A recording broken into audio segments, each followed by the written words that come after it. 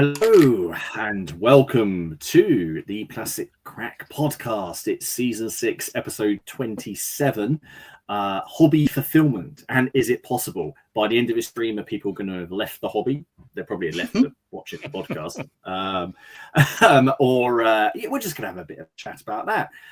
Thank you for joining us on this lovely Monday night. I don't know about you guys, but it's a lot cooler here. It's much nicer. Very much cooler. It's very dark, though. It's almost like this afternoon. I thought, blimey, is it winter already? It was suddenly like pitch black almost. Ridiculous. Actually, that's a good point. I haven't been outside today. Yes, it is starting to turn. Thank you, everybody, once again for joining us. Of course, thank you if you are watching on the catch-up. As always, stream is sponsored by Boards and Swords. Head over there and put in the code PCP5. Get 5% off whatever you're ordering from them, and add it to the already discounted prices of what they have. I'm joined that way by Steve from On Point HQ, and down there below is Dom in the boot room, and in the back, hanging from the bookcase, is the effigy of Ken, who is in London living it up tonight. That's where he is. So how are you guys? Are you all right? You had a good week? Yeah, it was. Painting was a bit of an endeavour last week with that temperature. It was deeply unpleasant. But I got more done at the weekend. Yeah, I won't be doing that again. It was awful. Yeah, it was a good week, actually. Really good week. Very enjoyable. Yeah, not bad at all. How about you? Pretty good? Yeah, it's been good. It's been busy. Work's been very, very busy. But no, I got a video battle report edited and done. Some painting done. Some planning.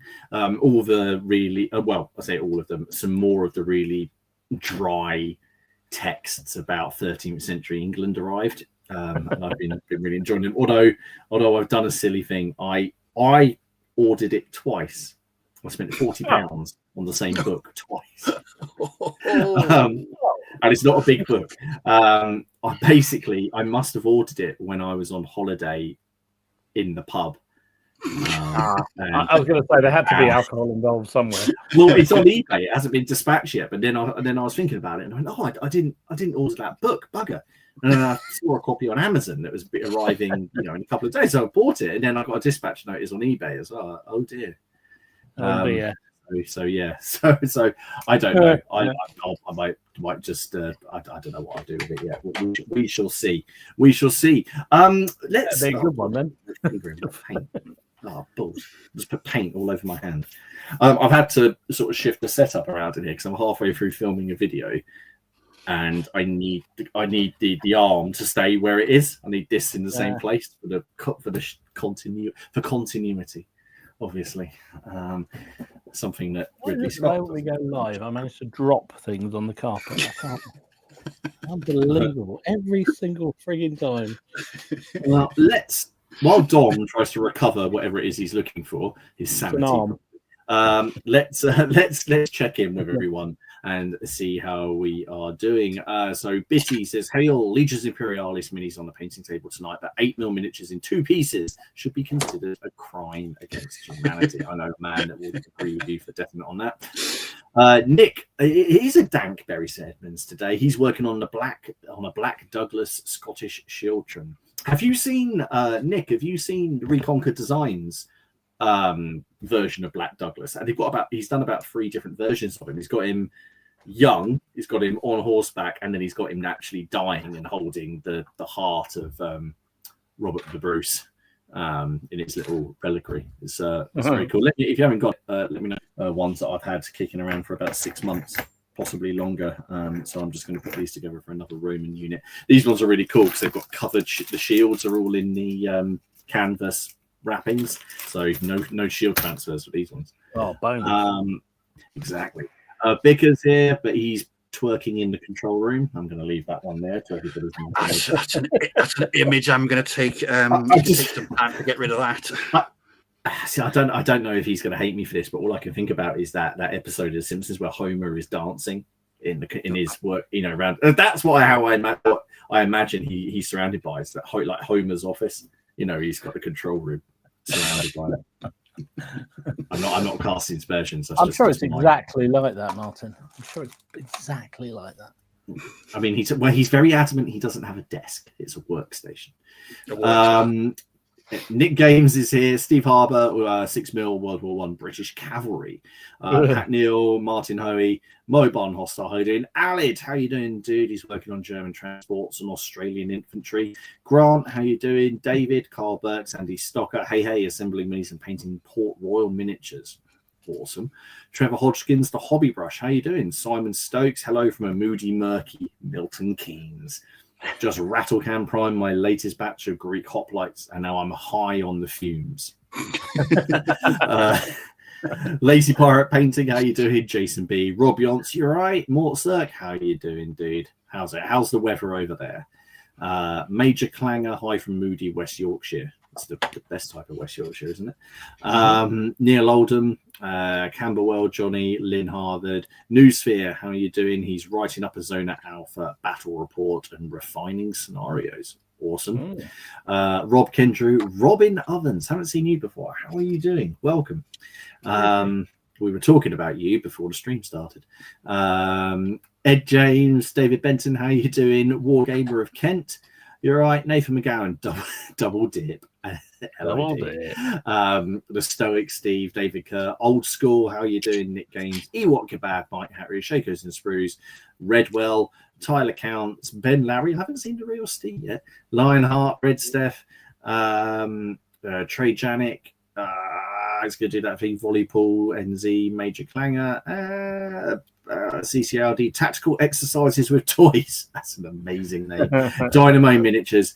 How are you doing? Evening, everyone. Managing to catch a live show today. Welcome. Well, today's going to be a bit of a chilled one. And it's really just a look at having a chat about is fulfillment in the hobby possible for you, or how do you get your fulfillment from the hobby? Is it through completing your projects? Is it through seeing other people's projects being collected? We've had people before who say they don't, they for some reason they can't actually game, or they can't hobby, and they actually get a lot of fulfillment through watching YouTube videos and seeing other people's projects. Is it always just you have an order of battle to complete, and you've done that order of battle, and now you can play that battle and that game?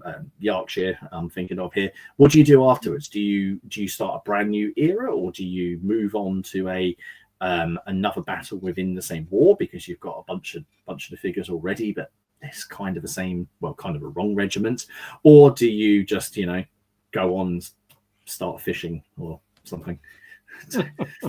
I don't know. We're gonna get into it, but as always, we should probably check in with what everybody has been up to. Steve, what have you been doing? You're pretty dynamic. So, 2 seconds. I've actually started using a 5-0 brush. Oh my goodness! I got a 10. I got a 5. I was using the 5 just to do most of my skin work on all these knights and that, because it was easier on the helmets and stuff. I actually forgot I owned it. I only found it at the end of the day. What have I been doing? I'm still on my obsession at the moment with second edition 40k. And eBay has been my friend and enemy at the same time. So one of the first things that I did when I actually started this 2 weeks ago, so on eBay to fill out a few things that I'd misplaced or sold, or not sold, lost over the past 30 years. And one of them was some Space Marine Scout. So I've been working on those, and I finished them, and I'm quite chuffed with them. Hey, properly bright, old school 40k miniatures. I like these ones because the grenades because obviously Marines are a bit chunkier, and I know Scouts are slightly smaller, but those grenades would be like bigger than someone's head. They're huge. They really are. They're like massive, great big pineapples. But yeah, I just painted those over the course of the week. Just so nostalgic. But when I was going through my bits and pieces, I actually found this chap as well. A veteran sergeant from 1999. I think it came out. It was released in the Space Marine Command box, which I've had and I've spent the last 2 weeks reassembling through eBay. So yeah, that's what I've been doing. Just been on eBay looking for bits and pieces. I've almost actually finished buying the bits and pieces for my Space Marine army. That's almost done. I was actually talking to a mate about 40k. It has been years since I played it, like 2nd edition. How few miniatures? Oh no! Oh, I'll have to look at that. Cheers, Robin. I'll have to take a look at that because I might be in the mood for some proper old school Eldar aspect warriors. I'd forgotten how few miniatures we actually used during games of 2nd edition 40k.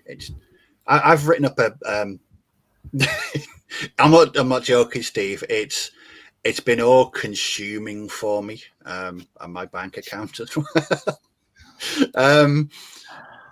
I pointed up a 1,500 point list and it's only 27 miniatures, which wow. I know. I mean, I know the Space Marines are a bit expensive. They're not like an archive, but even so, even with Eldar armies, can it be a project to 27 figures? Just saying, discuss. Well, I mean, I didn't back in the day. I always thought that was like loads of figures on the tabletop, and it's not. It really isn't. But something arrived today. I know Martin was talking about this last week. This arrived through eBay today. I'm not joking. I've waited 30 years to own this. It is, and it's lovely.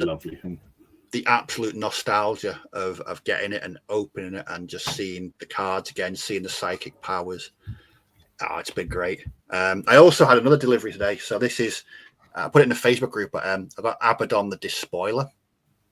Oh, the classic one. To be fair, they didn't change that miniature for 20 years. I know. It was. I didn't know they did a version in Finecast. Yeah. I know it was very short lived, but this is the original chunky. There's about 4 pounds of metal here. It feels that way anyway. I first picked this up, my first version in 1996 from Games Workshop Chester, where I bought the Chaos Codex at the same time. It's 29 years ago, and that is absolutely terrifying. But I'm really looking forward to painting that because my next army is going to be a Chaos Space Marine army led by Abaddon. It's going to be a Black Crusade with all kinds of weirdness going on. But yeah, the nostalgia is still strong, and I'm really enjoying it. It's been so nice painting these old metal miniatures.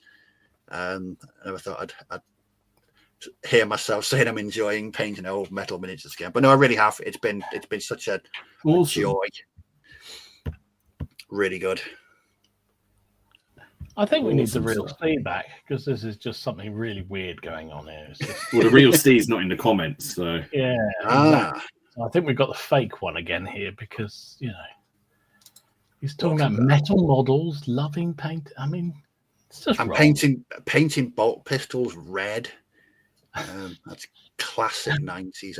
I just wish my only regret is that I based all the Space Marines last year. Otherwise, I would have done them on Goblin green bases. But I really can't be asked rebasing them. So I'm just keeping them the way they are. But no, it's been really good. I've nearly finished the Space Marine project. I've got one last thing coming in the post. I've got a Tech Marine on the way. That'll complete all of the character allowance. I think I've got all the squads ready to go. Yeah, it's been nice. It's been such a, like I say, the nostalgia has been very good. Excellent. Well, Dom, what about you? Have you cracked out your 2nd edition 40k stuff?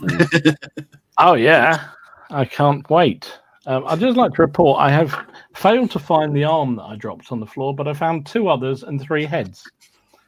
What happened?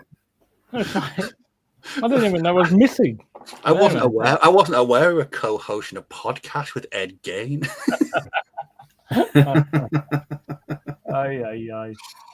what have I been up to? Well, I've sort of I realised this when I was loading up the pictures. I thought, it's the first week in quite some time I haven't done any Italian wars, which is kind of weird.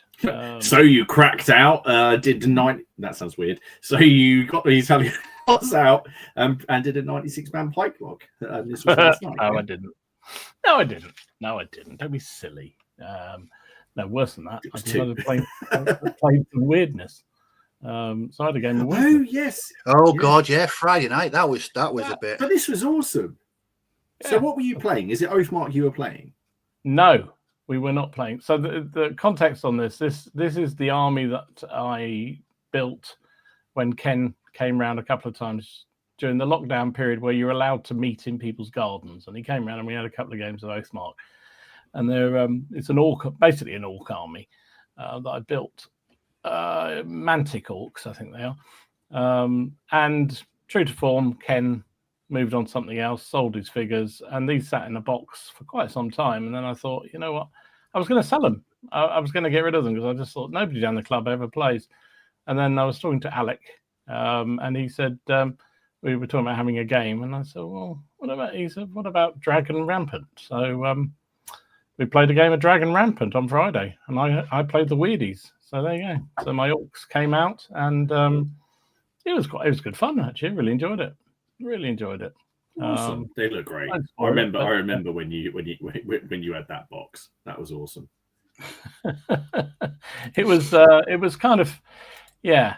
I was actually quite pleased with how well painted I'd done them in the end. They were quite nice. You strung the bows, you maniac. I had actually strung the bow. That was. You can tell it was lockdown and we had nothing better to do because I'd literally strung the bows on the orc archers. Yeah, didn't help their shooting, if I'm honest, but there you go. But other than that, I started into my box of Baron Wars stuff. So I did a little video on this, so I won't spend too much time on it because a lot of people probably would have seen it if they're interested. But basically, that's my first faction, retinue. Is that the red list? Yeah, that is the red list. Yeah, so that's Henry de Bowen. So that's his lot. So that's him with his standard and his knight bodyguard. And then there's 4, I think it is, sergeants. Yeah, 4 sergeants. Yeah, there you go. Yeah. And then which is great. Really enjoyed doing those. I actually really enjoyed painting these up, actually. Oh no, hang on. That's the sergeants, isn't it? The 5 sergeants. The sergeants. Yeah. I'm getting it right. Yeah, I'm getting it right. So that's the 5 sergeants that go with him. And his bowmen.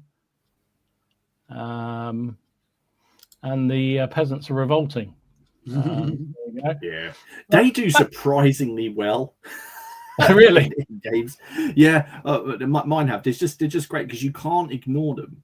So so when I played against them, they're just that mass that you're like, oh, the opponent doesn't want to do much about them. And then because I've done similar to what you've done here. When I built my archers, I just I didn't realize that they were actually meant to be sort of mailed and like in armor, like they're actually trained archers. So I made the excuse that mine are just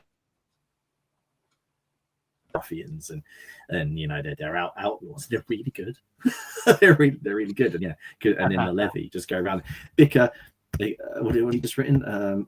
A game with Rampant in the title. Because I think Dragon Rampant and Xenos Rampant are a fit for those rules. There you go. Yeah. You heard it here first. There you go. I've maintained that. There you go. Yeah, so I did the guys with the mail, so that at least you can see the underneath their tunics. They got mail. That's where I went with the archers. So they are cool. So then, of course, I had to start on the other side. So the Blue Force. So I've been cracking through those as well. So these you are building it as the Blue Force, yeah? I am. Yeah, well, I'm going to call it. It's actually. When I was looking through the Lords and everything, and again, I was a bit sort of lazy, basically, because that's me all over. I was trying to find one that I could get a flag for. So I went with the Earl of Surrey, mainly because I live in Surrey. So that seems appropriate. Oh, no, that's not the right one. Where is he? There he is. There we go. So that's William de Warreen. William de Warreen. and his bodyguard. So he's the guy that comes with 2-handed axe or 2-handed weapon, isn't it? I think, and then he has his knightly bodyguard. It's his son that fights against Wallace. Okay. Most of the time. Nice. Yeah, he's a good one. Well, he's not a good one. I mean, again, this is the great thing. They're all horrible, shitty. They're all horrible people. Yeah. So they're loyalists. This guy's a loyalist. So that's the thing. And there's his sergeants. Well, this is the funny thing.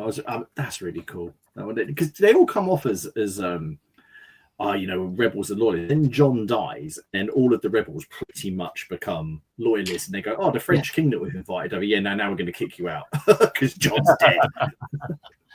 Yeah. So I've just nice. got to finish the archers, Nice. and then that set's done. So yeah, quite pleased with how it all come out. Actually, been really good fun to do. Been a bit of a change as well, which I particularly like those foot sergeants. I think I really like. They are nice, aren't they? So great. They are nice. So that was that, and then as you know, I've been sort of hinkering after doing. I don't do samurais, obviously not, but here's some not samurais. I don't do samurais often, but when I do, when I do a line of skirmishing. I did them in 28 mil. So context on that, I had, as you remember, Steve, those figures that I said I was never going to paint. I remember that. I dug them out and I rebased them all, and then I realised I had enough for a part of a skirmish unit, so I put an order in with Perry's and picked up some more. They're a little bit dark in those pictures, but in this picture, but there you go. So that's some newer figures that arrived the other night, and I just whacked them out. I've got some archers to do the same as well. So yeah, that's what I've been up to. And tonight I am mostly assembling Dark Age Welsh. For a change. Sure. Yeah, there you go. What's that for? It'll probably be for Arthurian Age of Arthur stuff, I think. Are they the plastic ones? Are they the? Yeah, they're the plastic, the gripping beast ones. I actually picked some up to try those. I picked them up ages ago when I was cracking on through the Arthurian stuff, and then I thought, hey, you know what? They're actually with those. I've got some of those Weaves of War cloaks, and cool. They fit on them quite well. So I'm just sort of that. I thought, well, I'll assemble a few more so I can have a go at them. So anyway, I've been playing with those. Sylvanian families got it. Yeah. Sylvanian families. Those I really noticed those Welsh ones because I did those and used them for Midgard. But the Victory, if you've got any of the spare Victrix heads lying around, they fit them perfectly. Oh, cool. Well, that's good to know. Sorry, because there's only like 4 heads in that set. There is. It's very limited. I mean, it's a cheap box. You get 25 figures for not very much, and but the variety is fairly limited, especially if you chuck an arm on the floor. There you go. But no, the Victrix head is actually Robin pointed it out to me. He'd been experimenting, so and they fit. So if you've got any Victrix heads kicking about for Ed Vikings or anything really, you can just chuck them on. I shall go and have a play. Thank you. All right. Well, I too have done some Baron's War. So I decided not to build the blue list. What we're talking about, the red and the blue list, just in case people don't know, is the starter set comes with a booklet. There it is. There's my lovely assistant down below displaying it. And in there, they give you 2 example builds, and they have named it the red list and the blue list. And there's some slight differences between them. And that's it, basically. And it's quite helpful that starter sets do. It basically gives you something to build your starter kit out of, doesn't it? And there's enough bodies for all of these, plus a few more. Yeah. So Dom is building the other side. That was my original plan.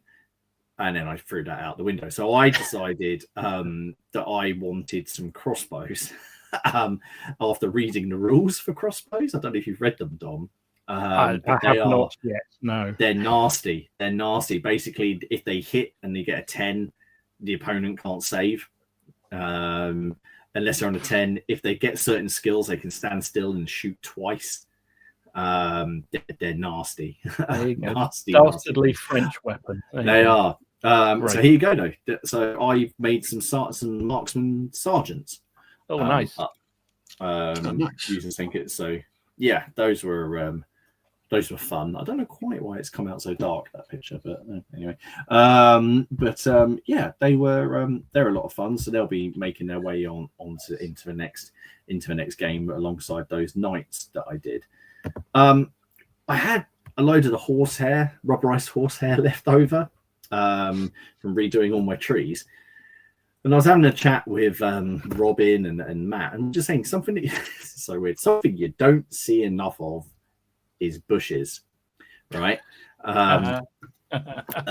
You don't. You see, you see a lot of hedges. Don't you? Yeah. Why are you laughing, Dom? Why are you laughing, Dom? Why are you laughing? I'm trying to bring back. You're talking about fulfillment again, aren't you? I'm talking about wargaming. Okay, sorry. Anyway, so I had some bases kicking around. So I just made some bushes. Nice. Just because you don't.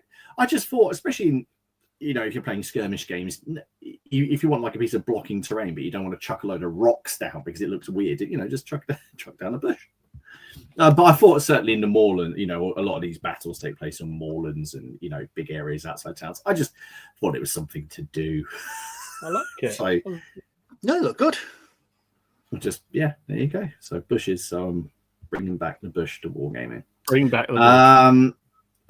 And then I know you've had this, Dom. I've been working on the tabletop workshop tower. It's over there. Oh yeah. Back there.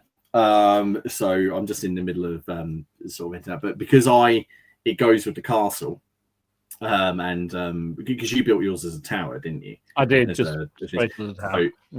I've done mine to connect it to the castle and just show how it does it fit, because technically these new people that own it. So here you go. Here's a little shot. I got it out. It's the first time it's been out since we moved. I am talking about the castle. Don, do not look at me like that. Here you go. Look, there he is, Old Faithful. Oh, awesome. Let's come out. So it does fit perfectly. And here's the cool thing. If you use the connectors, you've got enough spares to make an extra level on the tower. Because the tower is normally just above the door level, isn't it? The crenellations are above So because you're replacing 4 of the lower walls, you've got enough to build another level. Oh, that's cool. So there we go. And I quite like it as well. I know you can buy a lot of castles and they're sort of all of the towers are the same, but no castle. The only one I can think of is Bodiam, is the only castle I can think of where it's like symmetrical. And that's quite a late castle, but there's always new bits being built and added. So I quite like having quite a tall square tower, and also that'll be making it. So I think it's time it made a reappearance. I've forgotten I'd done those cottages to make the lean-tos inside the building, because I got the Perry cottage and cut it in half. Oh, cool. That works well, doesn't it? Yeah, to create those sort of lodgings and things, and that they just had. So absolutely. So that'll be making its way soon on Very nice. I might try and get another couple of wall sections as well, just to sort of bring it out a bit. I'm probably towered out. I suppose you could always have one more. Look, Robin, there's 3 towers there to put a cannon in. All those different towers. I knew that I was waiting for that comment to come. Well, I had to somewhere, but there we go. Excellent, mate. Love it. So that's it. Let's just have a look on here. In that Baron Wars book. It's ridiculous. It's not your night, is it? Yeah, it's bitten back. Blimey. Not your night. All right, let's just catch up. Yep. I'm just going to leave the chat about the shrubberies. I did trim it. Yes, I had. I used this little pair of nail scissors to trim off the. Am I going to do the unruly bush joke? No, I won't. No, obviously not. I mean, we could apply some special rules to them if you like. Next time we have a game, I'll put the bushes down and we can call them unruly, and anyone who gets near them on a roll of a 1 becomes disordered. for the unruly. Oh dear. So anyway, yes, there we go. Where are we? Anyway, yes. Thank you, everyone. So plenty on the table. Right then. So let's chat about hobby fulfillment. Now, I threw this out to the group, and I must apologise because I actually had the stream up for quite a while, and then I forgot to share it in the group. Reminder: you can find a link to the Facebook groups and our channels down below. So come along, answer Dom's questions. He may or may not let you in. If someone can go around and find that arm for him, he'll let him in and make them an hour. Oh, definitely. You're allowed in for as many times as you like. You bring all the spam as you want, and if you can find that bloody arm. Jeez.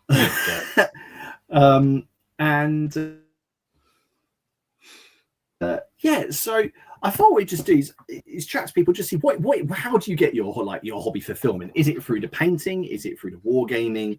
Is it through the completion of a project and then moving on, or is it the whole journey? There's been lots of comments online, but let's start with. I'm going to start with Dom. Dom, what would you say first of all?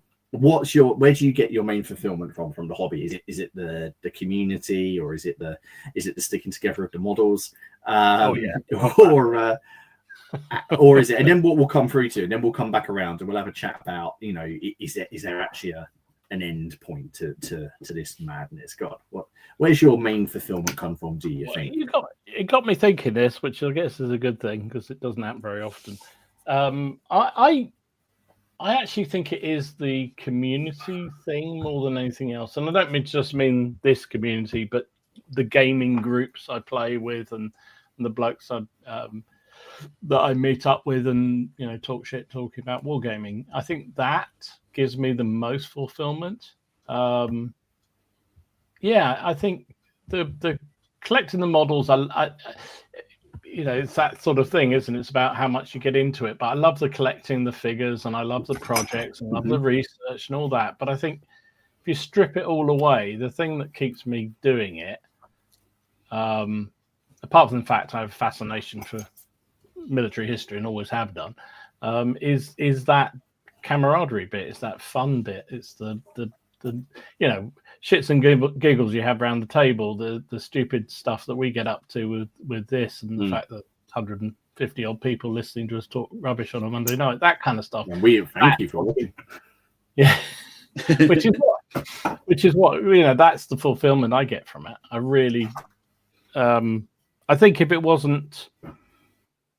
I didn't have it in. Oh, it's a bit deep now. But if I didn't have it in my life, I think I would probably find there would be something missing. You know what I mean? It's, you get it from family, you get it from friends, you get it from other things. But the hobby is a huge part of my life in terms of just that, the fun and games and the stupidity that get the number of happy memories and things I have from gaming. Yeah.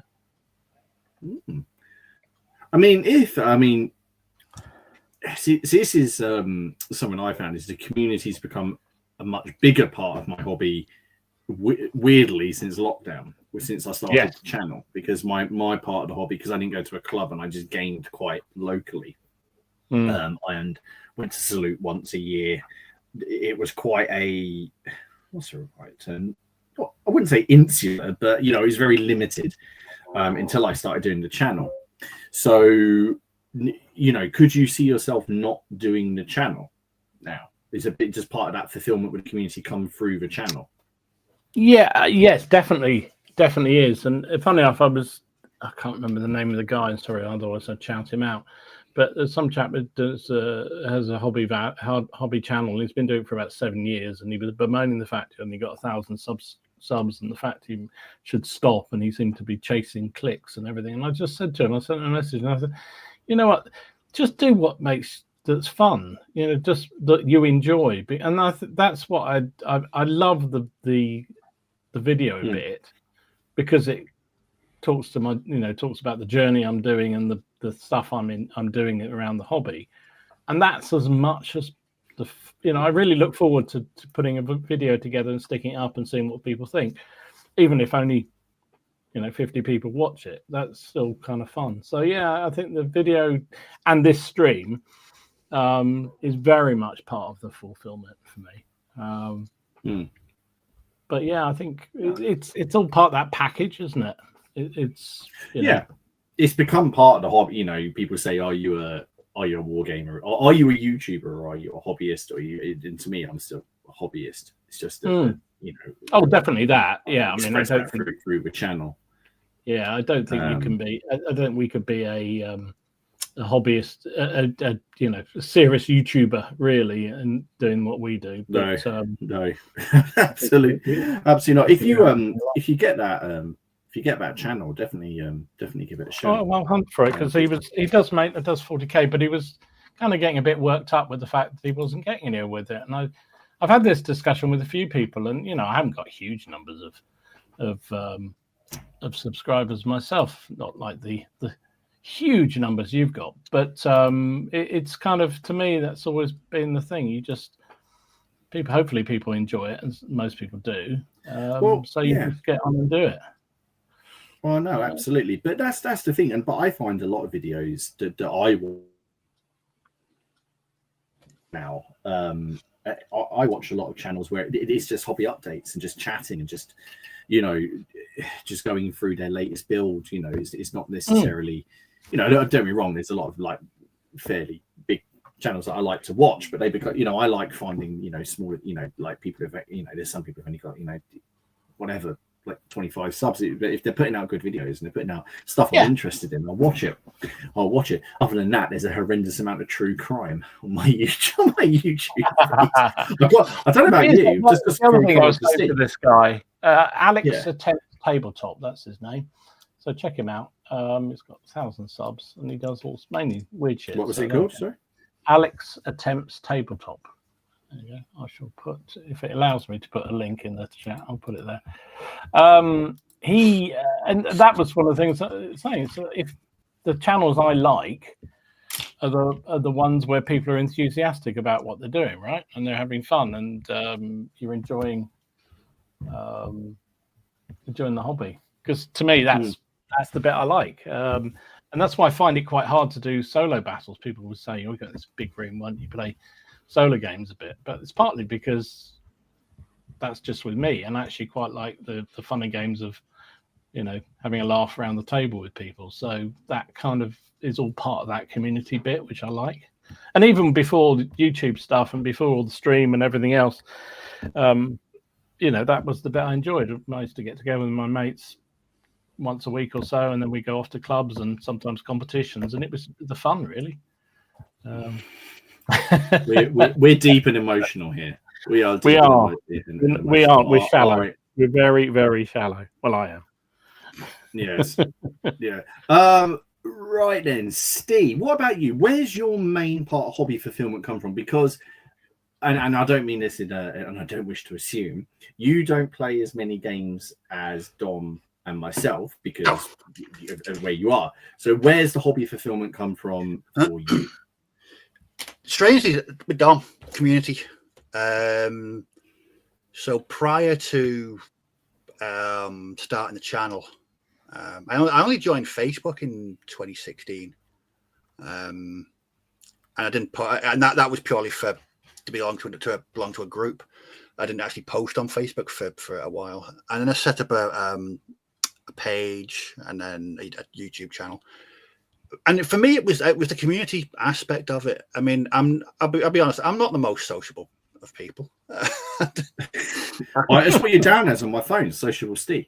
I'm not sociable. I don't really like spending time with people, and that sounds horrific, but it's not. It's just the way I am. I don't particularly like being around human beings. It's just one of those things. But I just found that I was painting, but there was no. I was just painting. I'm showing my mate. I was like, well, that's great, but there's no. I knew there was a community out there because I've been watching YouTube channels for years, so like Travis and Eccentric Man Ken and a few others. But for me, it wasn't until I actually decided to actually get involved in social media, so Instagram and YouTube. And yeah, for me, that's the greatest fulfillment for me is that community spirit.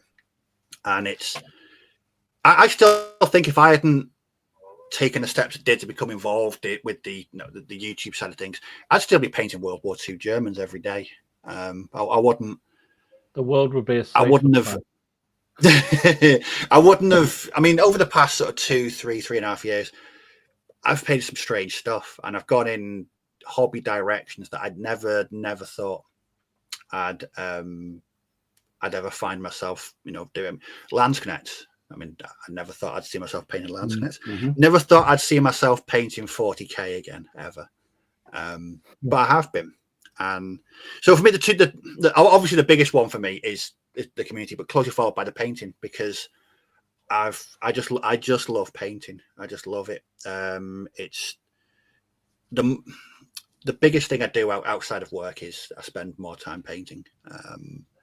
And to have that community to share it with and to bounce ideas off and to get feedback from and to get inspiration from is the biggest one for me. I mean, the Facebook group is a great example of some of the inspiration, because it's such a massive, diverse mix of people and game systems and rules, painting levels and painting experiences. I agree with Martin. Sometimes one of the best things for me is if I'm just flicking through YouTube and I come across a channel I've never seen before, and they're doing project updates. I've been doing this, and it's just a simple video about what they've been doing. I think that's, for me, I love that. I love finding new channels, and getting inspiration from that. And I look back and I think I got into bolt action in 2014, and the only sort of community aspect I was on one forum, and it was a sub forum of a forum, because it was mainly a 40k forum, but they had another sub forum for different games and different periods. And so me and my mate used to post our bolt action stuff on there, but that was it. That I didn't share it anywhere. I wasn't on Facebook. I didn't put my Instagram. Just nothing. It was just painting for painting's sake and playing bolt action. But since then, yeah, it's the painting and the community for me. I don't know what it'd be like.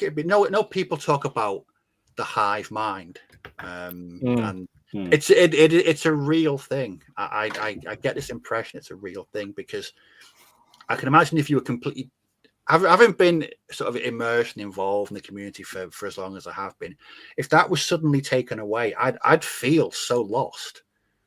I don't know. I'll be like, this is strange. This is weird. There's no one there to talk to, or get ideas from, or answer questions, or me asking them questions. It's funny. You remember last year? Was it last year? I think it was last year. End of last year, my channel got banned. Oh yeah. Sorry, I'm laughing because I remember the just the confusion. I like to think it was because you were, I don't know. I can't really repeat what I said, actually. And I still to this day have no idea why it was. YouTube apparently didn't either, because when I appealed, it went straight back up in about 16 hours or something. But for those 16 hours, I realised quite how lost I would be without it.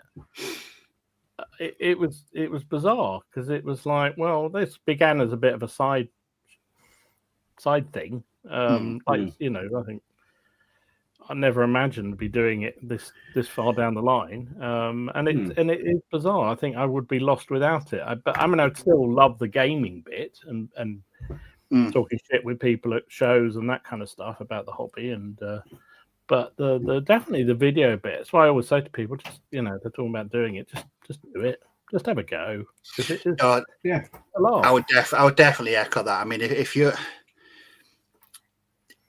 you start a channel to show off, what you're doing, like Dom said, if you do it for views, you're not gonna enjoy it, because you'll be chasing the algorithm. Yeah. And you'll feel like you need to make certain content to get those views in. I'm just going to interject very quickly because the comments are going so quickly. Sorry, Steve. And I just wanted to highlight this one. There's Charlie has just said he's 13 and he's finished his Army for the Wars of the Roses. Excellent. So there we go. Brilliant. Congratulations. Excellent. Do another one. What side have you done? Charlie? Have you done the right side? Have we done the correct side, the Lancastrians? Well, technically, there's three sides. There's three sides if you want to be. Yeah. Who did you do? Let us know who you did, and then we can argue about it. No, Dom can use the phrase Dom can use the phrase Yorkist thugs like he likes to use constantly. No, I was just saying, if you just do decide to branch out into that side, just the one piece of advice I'll give is do it for yourself. Paint or make videos about what you want to show people. And I think people's enthusiasm and sort of natural who they are comes across better than massively overly produced for the money, for the algorithm videos. That just feel like they've been produced to make money. Well, you can be enthusiastic about a subject, can't you? If you're excited about something, and you're genuinely excited about it, enthusiastic about it, it will come through in the video. There's again, I'm not trying to sound holy, but I've turned a couple of things down recently because I don't think I could be enthusiastic about them. No, and we've all done it. I think we've all done it where we've taken something on because you do. Because you're offered it and you go, oh, okay, that'd be great. And then you look at it and go, I have no idea how to be excited about this. Whereas at the moment, I'm loving the focus on medieval. There's okay, that's the right both. There's the right. Good man. So it's very easy to just go, someone says, I've got this thing that we're going to release. Would you like it? And you go, yes. And it arrives. And you're like, no one who's on my channel, who watches my channel, is going to expect this. So if you take everything I'm doing at the moment, which is pretty much, I think, the last 80% of probably the last few videos, certainly the last few months, has been medieval based in some way. If I come out of that left field, and do a World War II vehicle review for, I think, first of all, I think it will come across fairly insincere. And no one who watches my channel is watching my channel for that purpose. Does that make sense? Like, I don't think... you can, as someone who watches quite a lot of YouTube videos, you can tell when someone is making a video because they have to make a video. If that makes sense. I think it's quite obvious. I think when I did my started doing my Turn Up 28 videos, I thought no one's going to watch these. This is just for the channel from World War II, predominantly bolt action and stuff like that. It was a shock that people liked them, and people just said the enthusiasm did come across because it was so different, and so you could tell that I was really enjoying what I was doing, but now again, the advice is just do it for yourself. Do it for yourself and let other people. I would extend that also into the whole gaming hobby, isn't it? I think some people get very hung up about, oh no, I can't paint, or I can't do this, I can't do that. It's like, just crack on, give it a go. Yeah, no, just the worst that's going to happen. Just get on with it. Okay, I think it's a great hobby just to have a laugh and talk rubbish, take away your mind from the normal real life stuff for a few hours, and spend far too much money. Absolutely. Charlie, I'm going to answer this very simple. The answer is William Neville. Just every time. No, wrong. What are you on about? William Neville's the one you like. I know, but it's still wrong. They're all legal. Nobody's better than anybody else. They're all horrible. Yes, he is. Who's Falkenberg? No, Falkenberg was the one nice one. He died in his bed. He did nothing. Because he got lucky doesn't mean he's nice. To be fair, he died really early on as well. He's also the reason that Warwick won so many of his early battles, was because Uncle William was there to help. That's why I think. But yeah, no, not as Duke of Somerset, because there were three of them. They all got their heads cut off. I mean, for me, I mean, community is lovely. I mean, I suppose one of us, if someone should say, I enjoy stomping my fulfillment comes through trashing my opponent's dreams of a victory. But I gave up those dreams a long time ago. If you've ever seen me play, True. Then yeah. But a lot of my fulfillment, I think, comes from realizing the research into a project into an actual something on the table. I love reading about a unit or a historical figure, having an idea, getting an idea, and then seeing that all the way through. So, for example, Warwick, or that crazy unit of cannibals in the First Crusade, which I've still got to finish actually. And recently, what I've really been enjoying is all this, research into King John's knights. Because I thought, I've done some generic ones. No, I'm actually going to do the coats of arms of all the actual knights, and not just the ones that they supply the transfers for, because of course no one is going to supply the transfer for some household knight who was in service for 2 years and then died penniless. But I've managed to find out loads of information, so I find it immensely satisfying doing that, and I love sharing it. And again, if you can be enthusiastic about it, about some really dry history, I've got the accounts of some of these knights and what they were spending on their. I know what their meal patterns were. how that translates into having him on the table here, like how having this and knowing that this guy ate, when he was eating fish. I don't know. I like bringing in other parts of my hobbies and my interests and finding a way to involve them in war games, to be that archaeology or research. And I think the biggest fulfillment I get is sharing it. So I guess that's, again, community, but I love sharing it. So when we do CrackCon, when I done recently, we did those games in a Miniature Kingdoms where Robin and I went and played 2 games of Hail Caesar. He was doing it at the epic scale. I was doing it at 28, and we could just share it and just show it to people and just really promote it. I get a lot of fulfillment from that. I mean, fair enough, probably a fair amount of people went, yeah, that's nice, and then went and bought a Orc Dreadnought or whatever it's called. That's fine. But a bunch of people didn't. A bunch of people played the games. We played, an example of that one, 2 games of the 28mm Gallic Wars and 2 big epic ones. And quite a lot of those people walked away with models and rule books and things. And I was like, yeah, that was satisfying. You've kind of promoted your hobby. So I enjoy doing that. I think I get satisfaction from that. I agree with you. I think that kind of side of things is interesting, because we've all talked about it, I think, at various stages, and I know a lot of people in the chat did as well. The whole kind of almost not wanting to let on that you're a war gamer, or you paint toy soldiers, or you play, that kind of thing. I think we all went through it to varying degrees in our younger lives, what I love about this is you can be yourself, really. You just crack on talking with like-minded weirdos, well, some weirder than others, Steve, about the thing that you all love, and that to me is brilliant. And the hobby, and I think you're right, the lockdown was definitely part of the sort of renaissance of all that, I think. And to see the number of channels and sort of blogs and various other things that started up around that and still going now, it's brilliant, because I think it's an outlet for all us weirdos to share what we do. I love it. It's brilliant. Absolutely. Is there, just trying to think, I mean, if trying to think of a way to put this that isn't really insulting,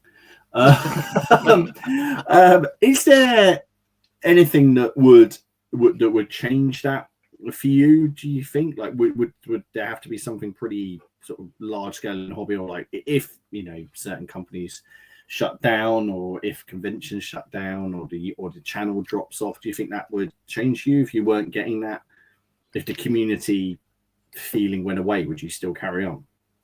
I don't know how it would go away, but I'd still paint. Painting has become just an integral part of what I do. You know, you had a busy, crappy day at work. It's just nice to relax, do some painting. I know, Dom, you said you do it constantly, don't you? You've got your spare 10 minutes. Yeah, I do, and I don't know. I mean, it's an interesting one. I have, I think if I'm honest, say I don't know, tomorrow the internet died forever and you couldn't do it. You couldn't connect with people the same way you did, that kind of stuff. I would definitely feel I've lost something. I wouldn't stop, assuming I can still get down the club occasionally and meet up with people face to face. I still would enjoy it because I did it before, but I think it would be a little bit. I'd probably cut down an awful lot of what I'm doing.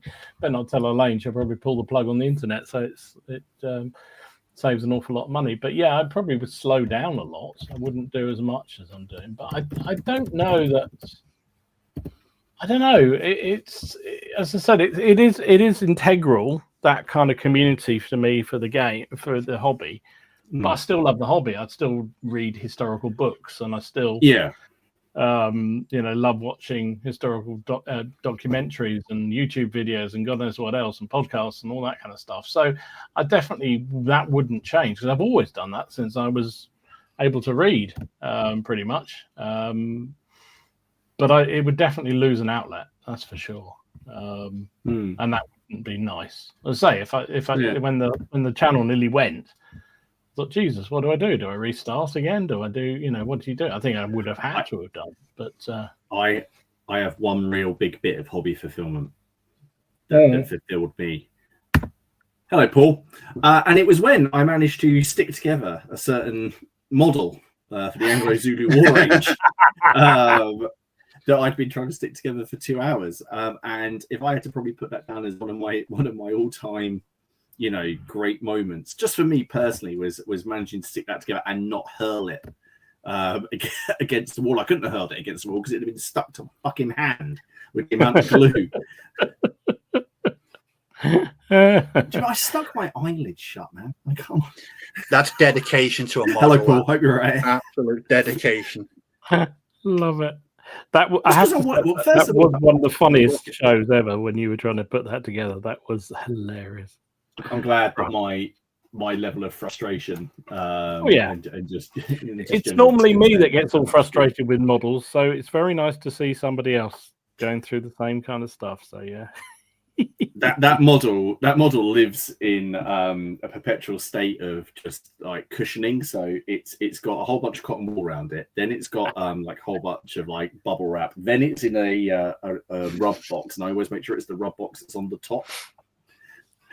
I got visually the next thing was going to be like something from Demolition Man, and it's been frozen in time and hidden away. That's really weird because I was watching that last night. Oh, quality film. Oh, I was watching that last night, and Haley's never seen it. So really? Well, I'll tell you what. Well, I'm actually enjoying things at the minute because I've introduced Tessa to Indiana Jones. So we watched Raiders of the Lost Ark last week, which she was totally cool with. She's 9, didn't care about the face melting, had more of an issue with the she was upset that the person took the chocks away on the plane, so it was turning around. She was more saying about how unsafe that was because the guy gets minced. And then we did Temple of Doom. We've nearly finished Temple of Doom. I must have always seen a cut version of that because I honestly do not remember what's his name? Is it Muraram when he rips the guy's heart out? I do not remember you actually seeing his hand go into the guy's chest. And then afterwards it reforms. I swear to God, I never saw that. So I can only assume I ever saw it on the BBC or something. I love it. So but that's prompted a lot of debate about the correct, or the level of what's the best Indiana Jones? What is Temple of Doom actually better than the later ones, or is it all this kind of stuff? So there is only one correct answer. The one I watched, that is it the one with the crystal skulls? I watched that once. The only thing I remember about that is I burnt myself quite significantly eating cheese pizza while eating it. That's the only memory I've taken away from that film, was I really, really burnt my mouth.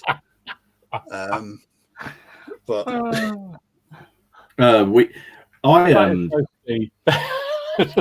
that's what with Ray Winston's in that, isn't he? It is, yeah. I've only watched it once. I remember that. I was so excited. 2008 that came out, so we all went to a grouping of archaeologists went to the cinema afterwards, after work, to go and see it, and then we all came out. Apparently, that scene was taken out of the TV version. Okay. So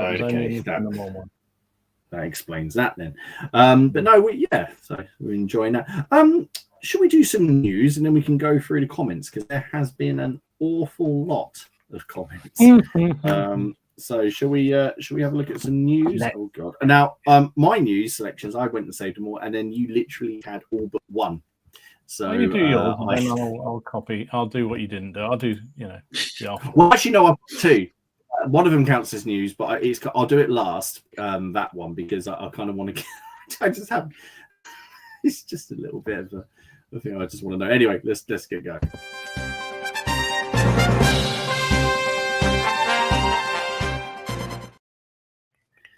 Right then. So the one thing that I saw that Dom hadn't seen before, the other thing that I want to post, is that the Battle Group Italy book. Oh yes.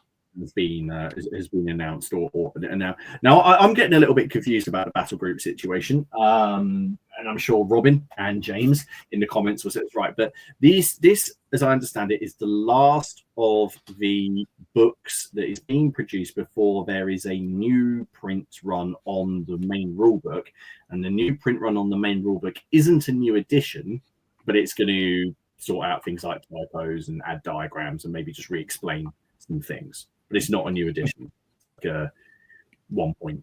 It's a cleanup. It's a cleanup. But anyway, that's been out, so that should be, I'm guessing, available for pre-order soon. Robin lent me I've been going on about, I'm not going to do World War II. Robin lent me the Battle Group rulebook. Actually, I took it on.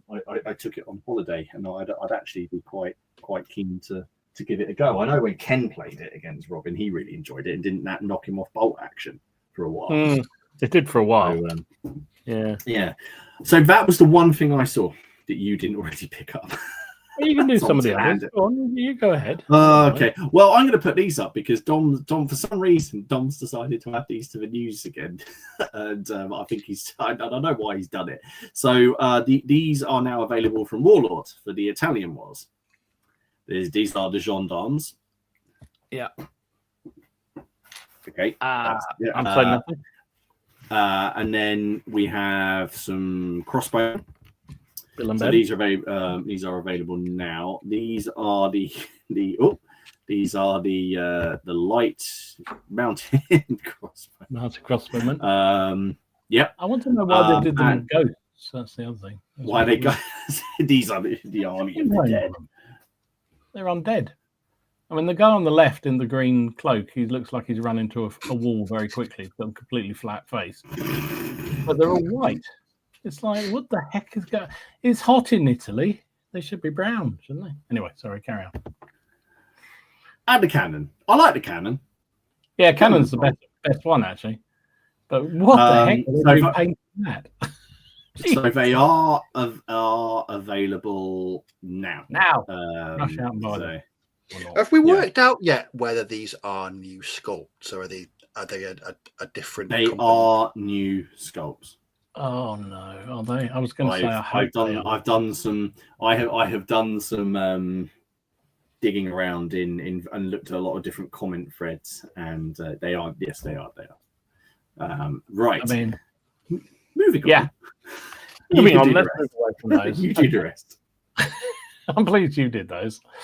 Weirdo alert. We should have a siren for it. So, there's a new Silver Bandits supplement coming. Britain, Bones of Albion, which I'm intrigued by.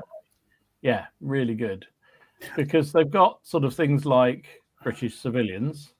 Yeah, no, it's the next one. It's the no, and they got the British Bow Street Runners. And then they got these. Yes. This is ace. That's awesome. Skeletal Vikings, by the look of it. Vikings and Saxons and Normans. Yeah, I really like that. Awesome. It's very Hellboy. Very, very Hellboy, and I do like my Hellboy. So, I watched Hellboy 2 on Friday. That's a cracking film. That's a really good film. So there you go. So they're coming. They're out. I think they're on pre-order with North Star. So check them out if you're interested in that. I love the models. I think the models are awesome. Other weird shit. Cultists. We have one for Steve. Oh yes, this is the third box, isn't it? The Frostgrave Cultists. So that's they're ace. They are brilliant. And there's some more there. I mean, yeah, just weird.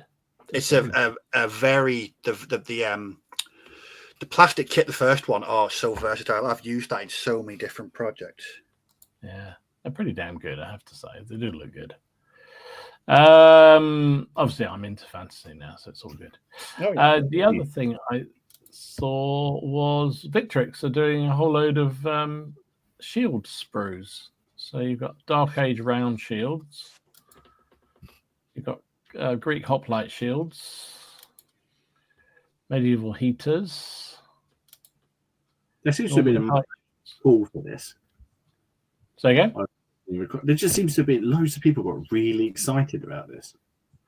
I'm intrigued because, from what I remember, the Victrix come with enough shields for the figures. So why do you need? I think people I don't know. I think people, but then, for example, when I did my Reconquer design miniatures, I used the Victrix shields with them. So maybe if people just like using shield, because they obviously if they buy one set of transfers, they'll fit those shields, and if they want to keep that consistent across their armies. Do you think that's what they're trying to do? Is because obviously they've now got the shield transfers, haven't they? So do you think they're just trying to they're going to eat? It's going to be harder to get other manufacturers ones, so you end up buying more Victrix ones.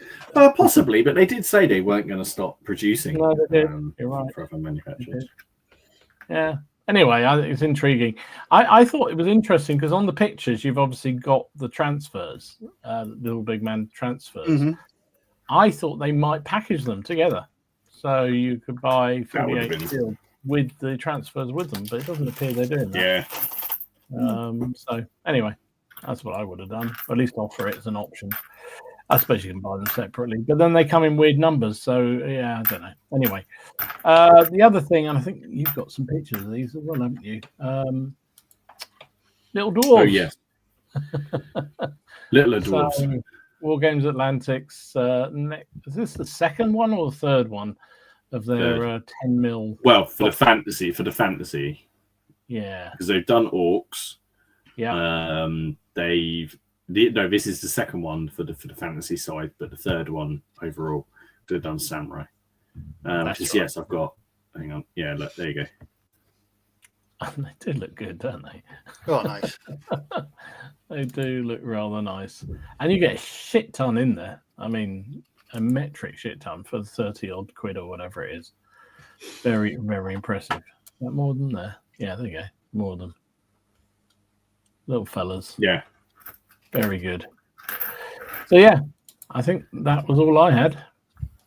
Okay, I had one more thing, and I just want to get your opinion on this. Now, I don't want this to sound like I'm ragging on something. I really not, and I completely get this. But you remember I told that story about the person that came to the games club with the terrain in a clear plastic bag. Mm-hmm. Mm-hmm. Yeah. Now this is for tournament play. So where I imagine that this matters, but I was sent this earlier today by Matt. How do you feel about see-through terrain? Holy Jesus. Now these are for sale. So for those of you who do play 40k, and this is your thing, because I think in a tournament it just shows what you have in. I thought this was a joke to start with, because I was like, "Am I looking this is that you can get these. There's actually it's a JB Gift Studio sell these along with loads of other templates and all sorts of stuff. So this is actually for 40k. So for people who just want to play the game and don't care about, I'm guessing, aesthetics, or it's just purely for tournament play. Look, you can get this stuff where you have your units. So you can see now. Do you know what? Don, I agree with you. What's the point? Do you know what that looks like? That looks like a team of orcs have wandered onto the Crystal Maze. I'm not taking Richard O'Brien. Yeah. And then there you go. There's a set. So I think you can click these together in all sorts of different ways. Wow. Yeah. Wow. Yeah. So like I said, this wasn't. I actually wanted to share this. I've never seen anything like it. So I was equal parts intrigued and equal parts kind of. I genuinely don't know what I'm saying there. Don't say, and I get it because this is where, for me, because we've discussed tournament stuff a lot. This is where I would absolutely draw the line. Absolutely. I'll tell you what, Martin, your bush will get banned from there. That's for flipping sure. Well, I get the reason for tournaments, and this isn't meant to not. But does it matter that much that this is a thing? It makes me sad that, fair enough to the people. Is it Robin? We need to rethink St Albans. Yes, we do. Fair enough to the people who have made these. They've obviously cottoned on something. So there must be some kind of demand for this. I just think this is where I would say that my hobby fulfillment. So my ultimate goal now is to find the person that bought those models along to the club in a clear plastic bag and see if he will play it on clear plastic terrain. I feel like that is the target market. Didn't you say that sometimes people play for money in these sort of competitions? So do you think that's why? Because if people are cheating by hiding their figures behind a building, okay, I don't know. Money I mean, so the set is £100. Blimey! What? It's £100 if you want it if you want the magnetic versions. If you want them with just those black plugs that you saw in there, then it's nice. If anyone buys them, I'd like to play you at poker. I've got an island to sell you. I just. Yeah, it's made of 3mm clear acrylic, and it's designed for tournaments where it all matters a little bit more, or for the streaming table so viewers can see all the action. That's the Lazy Pirate says he plays tournaments and he would not play on that. Just awful. I agree. No, and again to say that's not knocking the person that's made it, because they've made it and there's a demand for it. Yeah, that's what I don't understand. It's lost to me. Yeah, I'm in shock with that. Lost. I really am. Yeah. I mean, I get it. If the tournament is that serious that you're worrying about, but then why? No, no. Hello, dude. Thank you very much. That's very kind. He said, Angry Tabletop Nerd says he's been creeping around while working, painting green skins and Hammer films keep him in the hobby. Hammer horror films, yes. Absolutely. In fact, and this is one of my all-time favorite horror films, and I don't think it gets some, is The Devil Rides Out. And have you seen that? Oh, Christopher Lee in it. Years ago. Yes. Phenomenal, because Christopher Lee plays a good guy in it. And it's such a good film. It's sort of all about a cult and Satanists and that. The Devil Rides Out. If anyone's looking for a film to watch this weekend, go and watch that, because it's awesome. As long as you like your cheesy Hammer horror, don't go into that. Although I would put it up against bloody what's past this for horror these days. Nice one. Thank you, dude, for dropping in. Horror. Do you remember? None of you are old enough, I don't think. Do you remember Tales of the Unexpected? Oh, I remember that. Yes. Yeah, the music scared the crap out of me when I was a kid. Exactly that. Yeah, the music scared. So when we moved to where we are now, we were wandering around, having a look around and whatnot, and we drove past this thatched house, and I went cold because it was used as a set on one of those, and it's still on. I regularly go past it, going to places and whatnot, and every single time I get that soundtrack in the back of my head, and my hair, the back of my neck go up because it was speech. I mean, they only use the outside, the inside they use in the studio, but you know, it was that building, and I checked it out, and it genuinely was. It was like, oh my god. Anyway, sorry. No, is that a problem? Why am I trying to be nice and understanding about this abomination? I'm not being nice and understanding. I think that the business brain behind it is latched onto something very good. I think they clearly got around. It's the need for it that offends me. This is what Steve was talking about earlier. There was some recent cheating scandal where people at the 40k tournament who finished third was playing a model not in his list. Yeah. This is what we were talking about before the stream. It was a guy that accidentally included a hell brute for his chaos army that wasn't accounted for in the points. Went on and 6-0. I mean, seriously?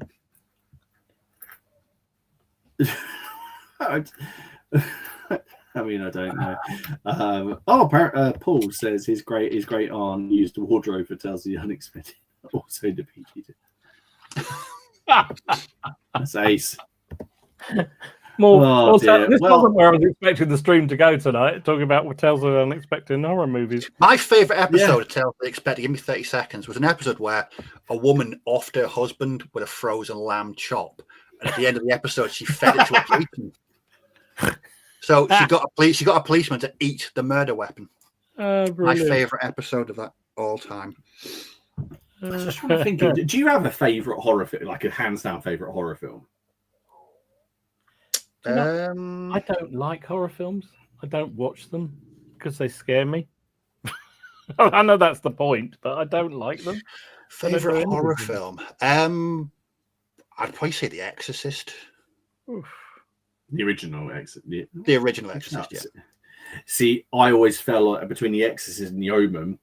I fell on The Omen. I think The Omen. It was one of my all-time favorites, mainly because of Gregory. If Gregory Peck wasn't in that film, it wouldn't be as phenomenal as it is. But he removed it He just moved it up like levels. I love The Omen. But the thing is the John Carpenter version. Yes. Yeah. I don't talk of. Yeah, not the other one. Not the other one. No. Another horror film that I need to rewatch because I watched it years ago and didn't like it was Rosemary's Baby. We were talking about that at work the other day. I showed us that we were talking about that. Anyway, we digress. Back to wargaming. Back to wargaming. Oh, I have heard that Big Small Worlds Weapons, the new film Weapons, apparently is ace. Yeah, I heard about that one. Yes, I'm going to watch it. Terrifying. Not going to watch it. But do you not even watch like funny ones like Final Destination or stuff like that? No. Like the ones that are just got like, just I'm just about comedies. I'm about the courage to watch review of the zombie ones. But not the mild funny ones that like you get on I think this weekend I think you should give Texas Chainsaw Massacre a go. I'm bloody well not going to, Steve. You're recommending it. No. What's Steve, what's the zombie World War II one? Overlord. Dead Snow. And Dead Overlord. Snow. Well, no, Dom, watch Overlord. It's World War II. There's a. You're not getting me like that. There's some kind of Panzer. There's some kind of Panzer in it. I'm sure. I'm not helping. I'm not selling it. I may be drinking, but I'm not that drunk. There you go, John. I'm with John. There you go. That's the only one I would watch. Carry on screaming. That's quality horror. That's where I like it. Thank you. Awesome. Well, right then. Let's have a Big Small Worlds is going to see Dunkirk again at the cinema tomorrow. Don't talk. Right. So one of my co-workers is a, should we say, has a deep-rooted fascination and interest in the history of Dunkirk, and he knows everything about it, and he hates that film with a passion. I have to hear it. He will go on. He's never going to watch this. He will go on and on and on about it. He even bought photos of what the beaches look like to show me, and then was like showing me the film. He's like, "Look at this! Look at this! There's nothing on the beaches in the film here. There's stuff everywhere." Can you imagine Martin's office? You got this guy going on and on and on about Dunkirk. You got Martin going on about what underpants are, 15th century. Oh right, okay, yeah. Hang on, that's nearly tribunal levels there. I don't know what about underpants at work. No one listens to what I go on about it. I'm usually there swearing because somebody rings up and says, "Oh, I require an archaeological evaluation because we're in a scheduled ancient monument." I say, "Okay, where are you?" "Oh, we're near this castle." And I say, "Right, when you say you're near it, where are you?" "We're next to it." "Okay, and what do you need doing?" "Oh, we've already done the work. We've dug our swimming pool." "Right, okay, I think we could have a problem here, Houston." Yeah. Yes. Right then. Oh dear, the life of an archaeologist. Right, let's have a look at some of the chats. So, Ewok Kebab. My friend gets his hobby fulfillment by turning up with yet another box of unpainted Japanese and looking all. That's true. That's true. I mean, what kind of level of fulfillment do you get when you finish a unit? You know, when you've based it and you're either taking that photo or you just sit back and you put all the bases together. And then you put them away in the box for a game that you're going to play in like a year. You know, I mean, I do that moment you put them together. It's great, right? For me, it's completing a full, well, I say full to some degree, a landscape pike block for me. So it's only 24 miniatures, but when it's done, you put the banners on and it's just finished. You just think, on to the next one. But there is that moment of fulfillment that I've painted lots of bright colours. Yeah, it's a strange one, but it's something I never thought I'd be doing either, which makes it even better.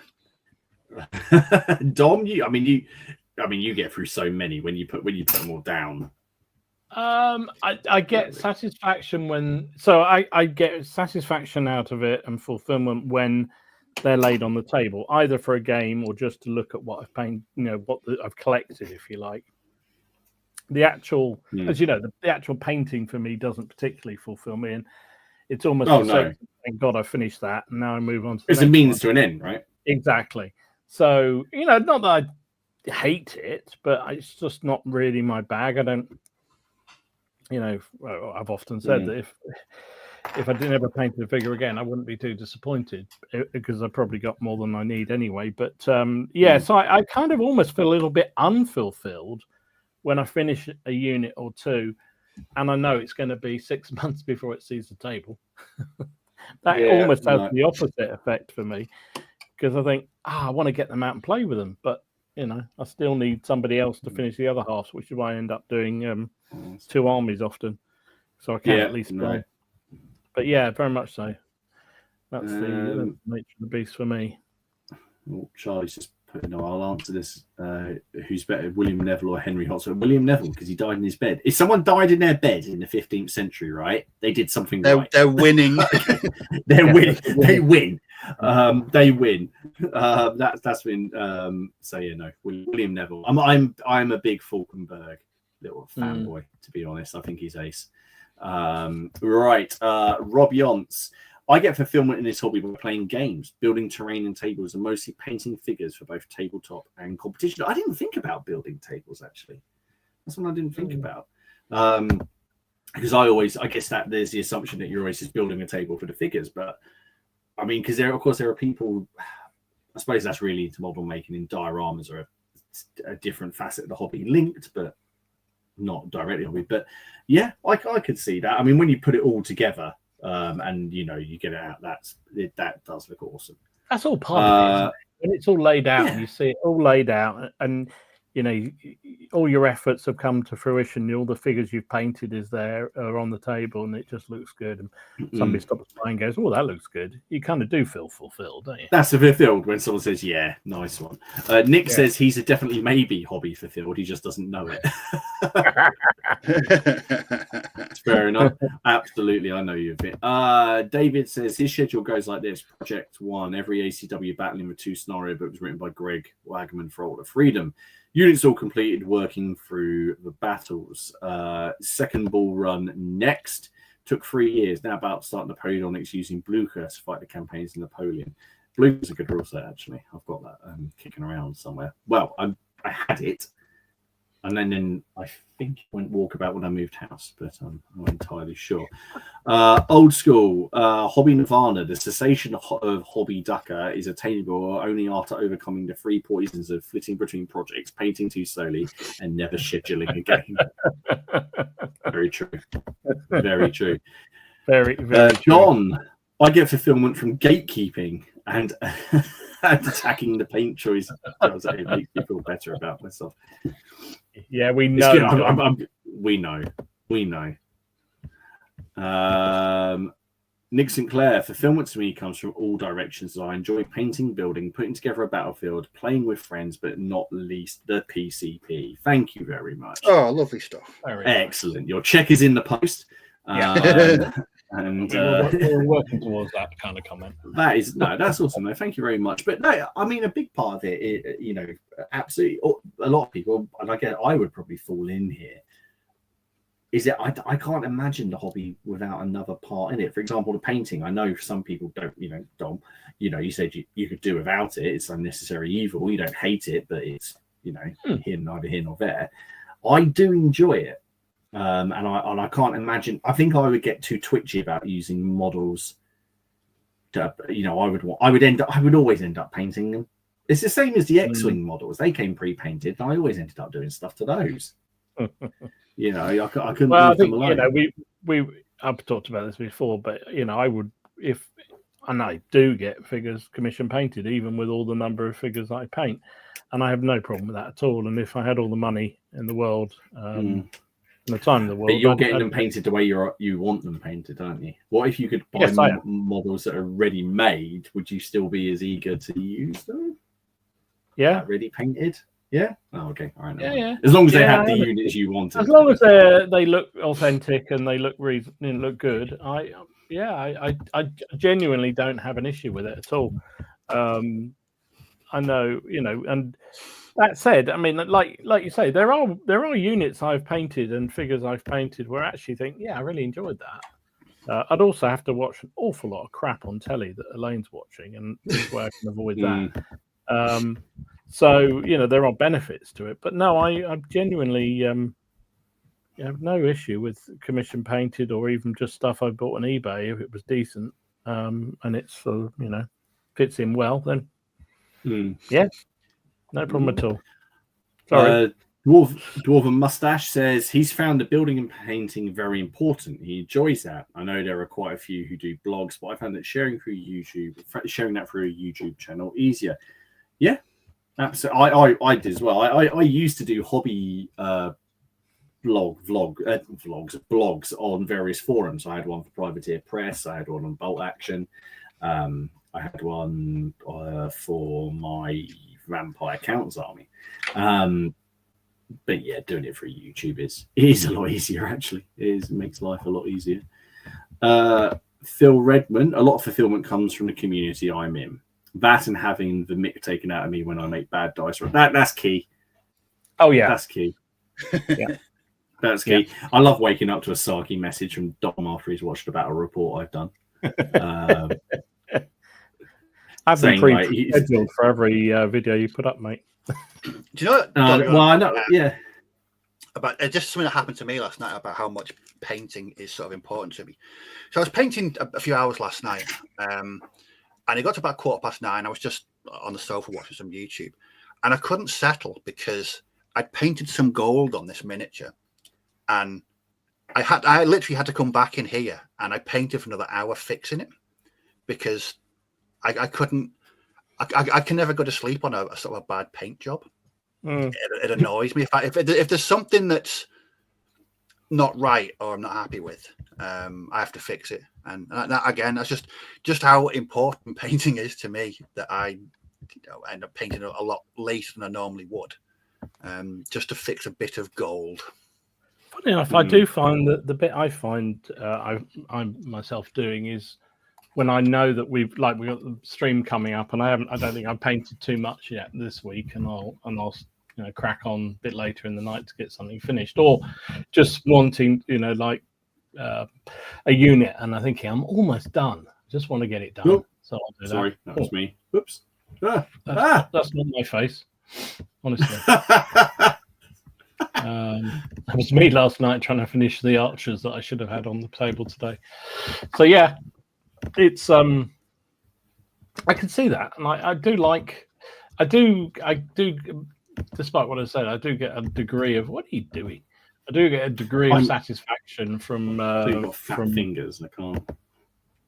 From completing the odd unit here and there. Sorry, streaming been funny. Wargamer said, I entered the hobby as a plastic model builder when I was young, but the problem, they just ended up static on my shelf. Once I could use them for my models in gaming, my transition was complete. Yeah, I think a lot of people go that way. Definitely too. Yeah, definitely true.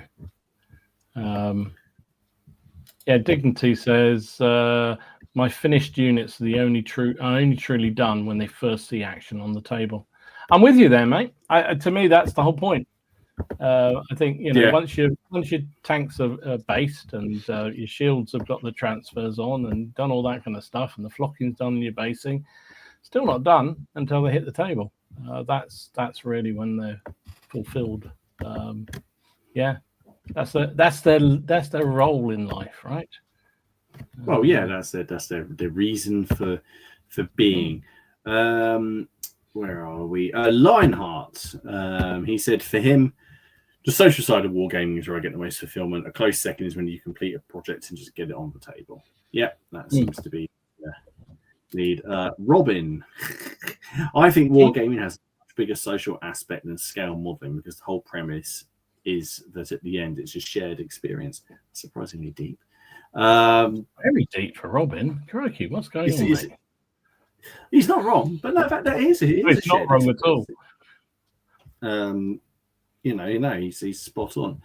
Dignity. After many years, I stopped putting pressure on projects. When they're done, they're done. Now it's a hobby, just a pleasure, even if things are slower. Yeah. I think that's true. It's very true. Where are we? I think that's one of the things I almost do get a bit frustrated with myself for, because I do crack through so many projects. I almost don't stop to enjoy them. I'm moving on to the next thing all the time. You know what I mean? Yeah. That can be a bit. Sometimes I just think, why am I doing this? I've got so many figures. I saw somebody comment earlier about, as you get to head towards the 60, and you're thinking, crikey, I haven't got that much time. I know it was a comment Matt put on the Facebook, about getting to 60, and it's like, I'm thinking, I'm heading that way myself, and it's suddenly you think, well, there is a point where you've had enough, isn't there?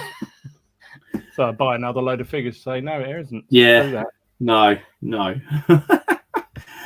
Camberwell Johnny, I get my fulfillment from the feeling of moral superiority I get from knowing whatever I spend on a hobby is dwarfed by what my missus spends on her horses. Bravo. Yeah, well that's ace. I think that's getting it. I'm gonna let's throw it out. We haven't done this. Hey, well done. Hey, you are the suit. There we go. That wins. So don't worry. There's probably zero chance of that ever seeing that comment. Although if you're not on next week's stream, we'll know why. Alid, Dom the influencer got me into 3D printing, which surprised even me. Certainly did. Oh, sorry. I just got rid of that. Bring it back. Yeah, that surprised me, Alid, to be fair. That not just me, but you. Jeez. No, that was. I remember seeing that post in the group going, he's done something. He's yeah. Mind you, Alid is the man, remember, who bought a shed, a wargaming shed one night. after watching something we'd done on the stream. So he has got track record for just going out on a limb and buying stuff randomly. Who was it? Who was it? I'm sorry, I can't remember who this was. I know it as soon as. Who was it who said they do all their gaming in their local church hall because it's Dan. Because they're volunteers. Yeah, huh? He gets the tables taken up and down. Yeah, there was a tournament at his church, and he got all the volunteers to come in and help put the tables up. Brilliant. That was ace. Dwarven Mustache, I found a community free that, but if I had to look deeper, I suppose I'm quite shy. And I found going to gaming clubs a little nerve-wracking, even though I do like to go. I can understand why. Mm-hmm. I can completely understand why. I went to one in Cambridge and basically just walked a whole way around the outside and then just walked out because they can be quite cliquey at times. Dom's, I have to say, the one that Dom's at is very, very friendly. And actually, I find because you have a big... Well, you have a big variety of games going on at yours. We do. Yeah, there's always a lot of games going on. And I have to say that the guys are very good at a couple of the guys, Alan and Neil and what have you, are brilliant. If somebody turns up we don't recognise, they're very quick to wander over and sort of frisk them. No, check that they're, introduce them to people and walk them around the club and, show them the different games. It's, I think it's a really good thing. Really good thing, because I've been to clubs like that where you walk in and you just think, is anyone actually, is anyone going to turn around and talk or say anything? And then you sort of shuffle around for a bit and then walk off and never go back, and that's really bad. True. They did let Ken in though, didn't they? Yeah, that was well, I don't know, it let him in. He kind of forced his way in, I think. James says he did well. I don't know, did he? Did he what? Sorry. Did he pay subs? He did for 1 year. Yeah, he did. Yeah, he was fully paid up for 1 year, and then the next year he missed the day when the treasurer came around to remind everybody, and then he spent the next 3 months dodging him, and then he disappeared. So it was all good. Yeah.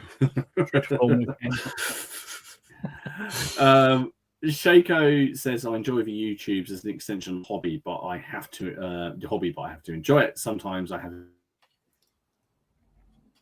go up the day after a show, so I still have waiting. So I'm waiting to edit from last year. No, absolutely. That reminds me, James, we need to have a chat about CrackCon. Let's have a chat this week if we can, because we had plans. Things are afoot. Oh, that reminds me. The information about the t-shirts will be in the next stream. So we're not on next week because it's bank holiday. The one after that will have all the info about t-shirts and all of that, and show you what's going, and dice and things like that.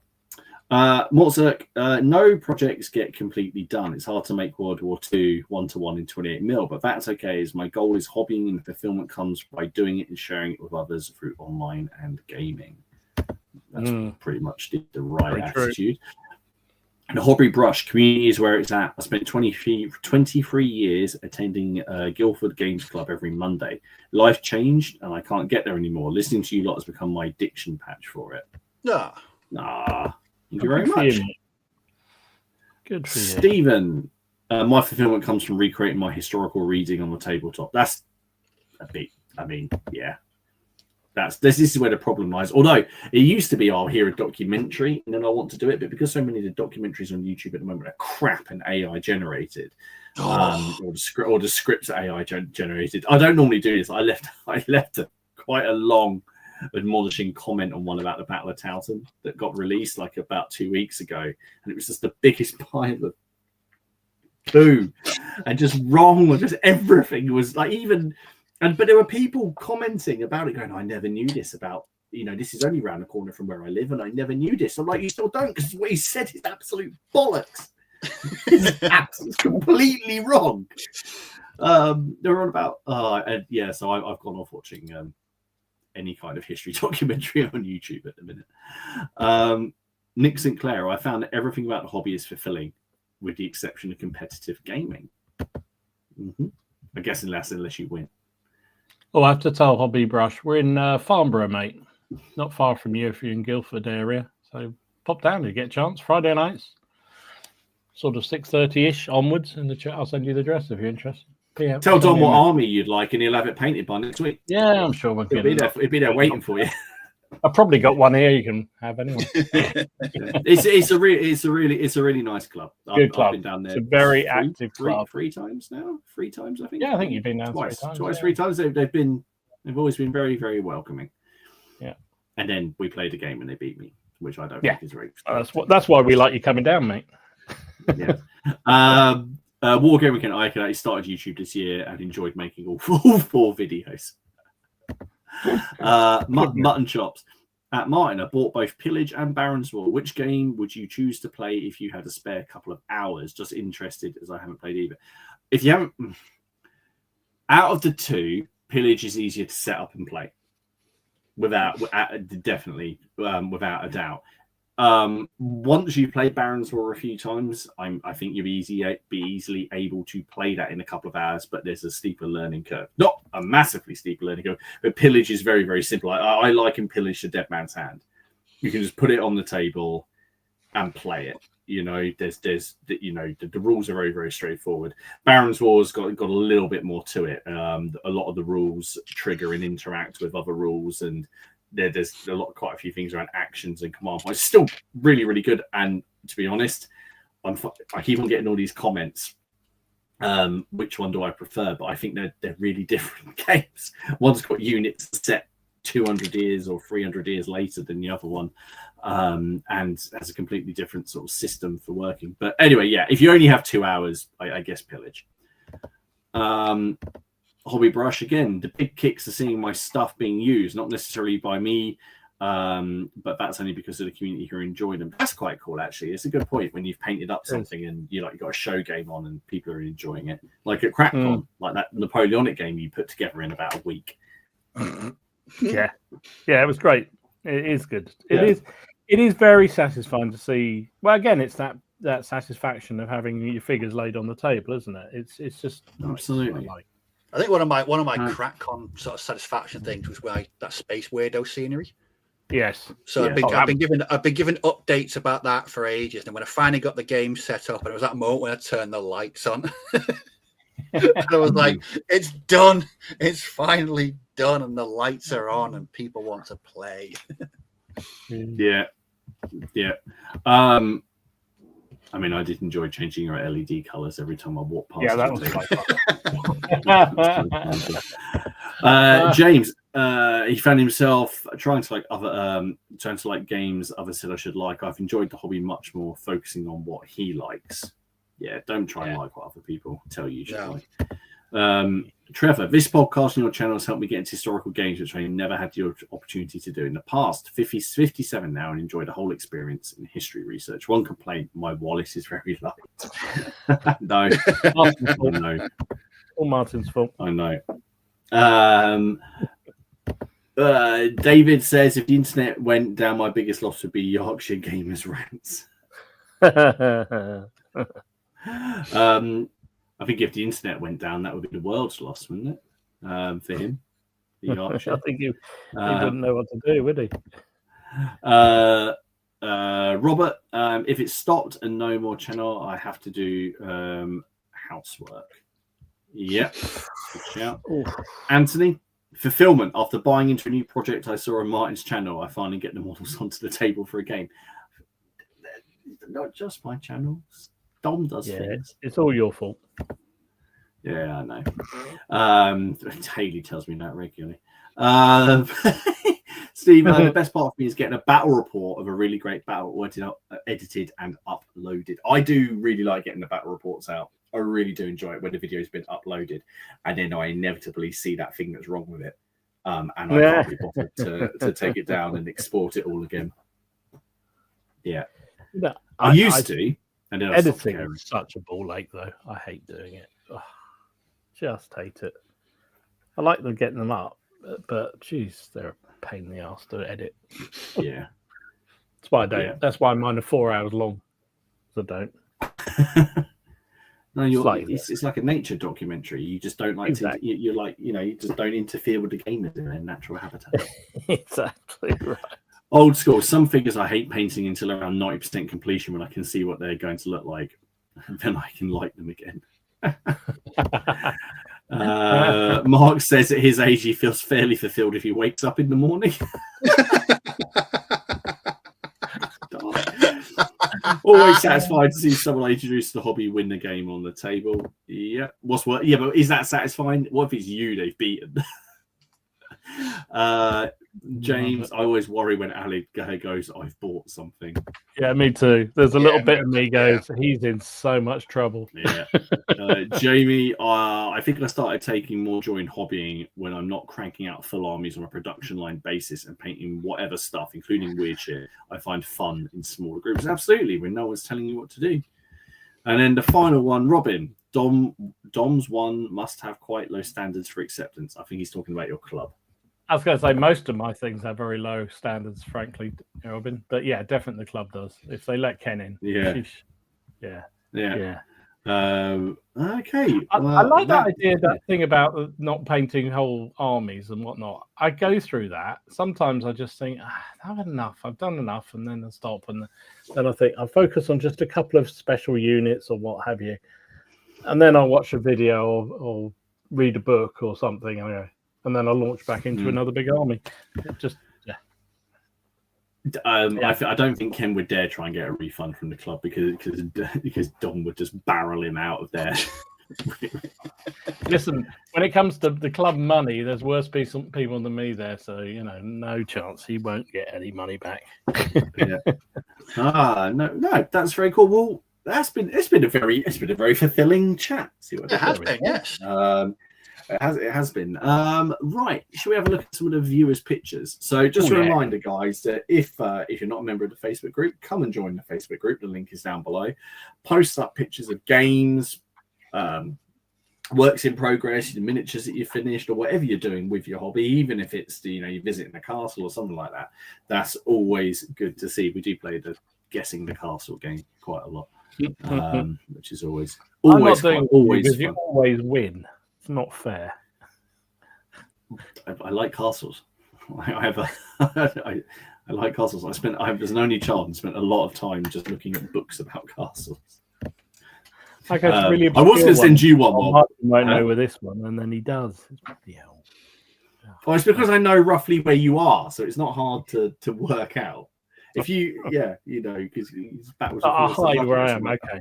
It's like that. My God, he's in a 100-mile radius of here. What's near him? You posted me somewhere from Scotland. I probably wouldn't have a clue.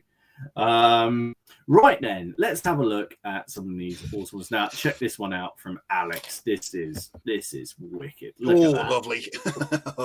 Do like a flamethrower. I love the sort of like a slight heat burn he's done on the muzzle. What's that? Yeah. Wow. That's a Cadian, right?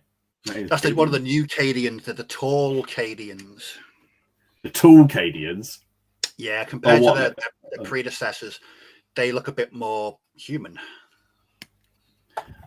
That's very nice, though. Very, very nice. David, so he had some demons to paint, and I believe these are for his son or his kids, and his kids like Aladdin. So he's done them like That's absolutely fantastic. Oh, top work. That is, quality work. No, that's really, really nice. Really, really nice. Other David has posted up a picture of one of his 6mm battles. I can't remember which one you said it was now. Sorry. I normally label them, but for some reason the label's so long I can only see the first part of it. So I know you're in the chat. So if you could let us know what that is. So that's on the board that Dom showed off last week that he made, the custom board. And there it is in use. So you can see a 6mm game underway. I thought it was the main. Is it main? I know he's in the. I'm sure that'll appear in a second. Correct. Oh god, I've just lost it there. Edward has been working on some 4th edition 40k. So here's some chaos. His is. He's got the correct base rims. He's got goblin green base rims. I know. I like the picture behind. Very good. I was about to say that kind of distracted me to begin with. But yeah, there were Gaines Mill. It was. Was it? Okay. Yeah, cheers, David. Jacob has been working on various figures, just kind of like, I think he's just working his way through a stash. And this was my favourite one that he put up. I tactical rock. I thought you were going to say tactical hammers. Or is that tactical snow? Not quite sure. Is it rock or snow? Where did you purchase your snow, Jacob? Out of curiosity. I like to keep receipts. And then other David, so we had other David was playing something. Now this was, what was this? Oh, this was the Boxer Rebellion.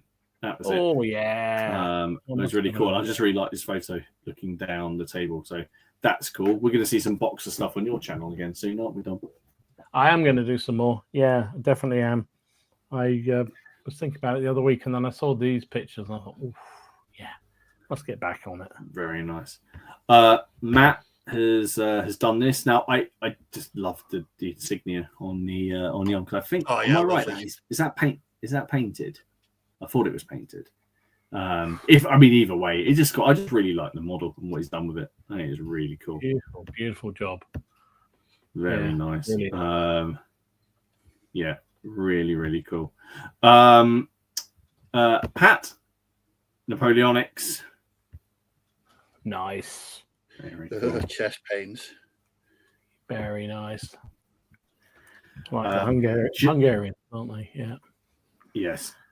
Jason did the Battle of Hedgeley Moor with he's quite. I like how he in the course he said he put up saying, "Don't worry about the flags. We weren't using the correct commanders. We only had one of the correct commanders." Sounds familiar, right? Disclaimer up, but no, that's what I like to see. This thing about Hedgeley Moor, it's just like it's just a good old scrap, isn't it? That's where. But no, that looks very cool. He was using the Hell Caesar for that one. Very nice. Paul, big units. Huh? Sorry. That's very big units for Hell Caesar. I like it. I think it's just 4 units per division. I think it's just that they're touching. Oh, it's just crammed them together. Okay, that will make sense. Yeah, sorry. I mean, if not, then they still look. I mean, they look awesome. I mean, it looks the dog. They're brilliant. Yeah. Paul has been working on the Barons' War as well. Now, this is Albany, I believe. He was the guy who defended Rochester against King John. That's very cool. Yeah. Very, very cool. Loving all the medieval stuff. Excellent. Not a musket in sight. Pete has been working on his. So it's now this. So we talk about these spearhead boxes. We seem to mention them every week. This is the spearhead for the giants. You buy the box and you get those 3 giants in it, which I think is ace. I think that's cool. But those look wicked. I really like the skin. What I really like, so he's varied the skin tones on all of them. Yes. I like that. Yeah, really I like nice. that. Yes, it'd be very easy to go and do the same color, but that is brilliant. Very cool. Very cool.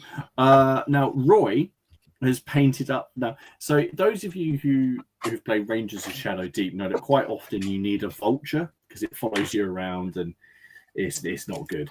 He decided to go with a bit of a different feel for his vulture, which is this. That's phenomenal. It just reminds me of something from the Dark Crystal. The Skeksis, exactly. Yeah. My next door neighbour, when we were growing up, my dad used to call him Skeksy. That was my dad's nickname for our next door neighbour. Now, where do we start with Steve? I mean, that's just a little skirmish for Steve, surely. It's the skirmish at one end of the table. Oh my word! But he's playing. I believe he's playing GDA. I think. Yes, he is. Somebody said. Yeah. So, yeah. Look at that. That's awesome. Awesome stuff. Really, really cool. Very nice. Other Steve is doing some Kings of War I really like this one. It just looks ace. I Really just love nice. every time we do see a enjoy it. Kings of War battle, there just seem to be troops coming in from every angle, Everywhere. smashing into each other, and it's just like Just it just smashing looks into each other. chaos. It's brilliant. I love it. It is awesome. And then we're going to finish it with something filthy. Tony, lovely. been working on his Plague Bearers. I knew you like those, Steve. They're lovely. I really like these with the obsidian blades. They're really cool. Yes, I just did mine. Well, I painted the unit last month. I went for the rusty look, but they look fantastic. They are some of the most enjoyable figures I've painted in a long time because they're plastic. They go together really well, and the level of detail when it comes to guts spilling out and pores and open wounds and pustules, they're fantastic. They are awesome models. Yeah, very cool. So no, keep them coming, guys. We love seeing it all.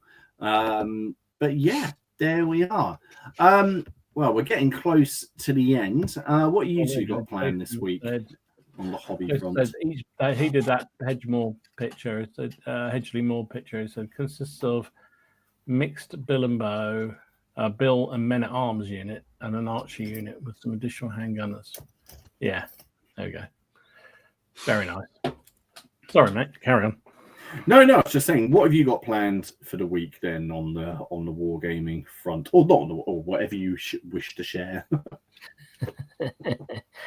I've got a game. I'm going back to normality for me. I'm doing a bit of GDA on Friday at the club.